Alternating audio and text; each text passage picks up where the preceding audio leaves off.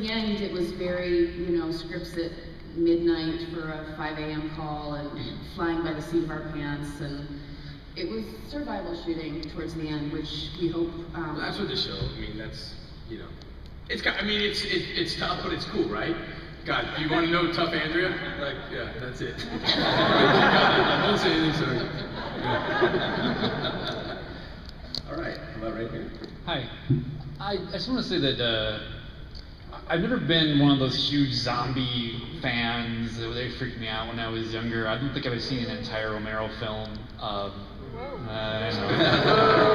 But I wanted to see the show, and I saw it, and I was immediately sold on it. And there's a few things that jump to mind. One is the scene where Rick goes after the crawling zombie and says, "I'm sorry this happened to you." And then ultimately, the other one was your scene with your sister, which just blew me away. I mean, we've talked about it already, but just when I realized what was happening, what was going to happen, and then when it happened and it turned out to be almost like a mother and child thing going on there. It was so intense, it was heartbreaking. What sells me about the show is the emotional content. And yeah, brains, all that, that's great, whatever. But what sells me on it is it has to work emotionally, which is why I'm a huge Joss Whedon fan. But I want to know, how do you play the emotion around that, not just with the dynamics of the group, but with the actual zombie stuff itself? There's this emotional content to dealing with the zombies.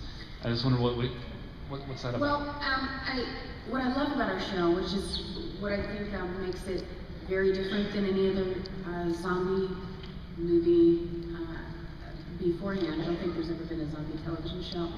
Is that we're really exploring the humanity of the zombies.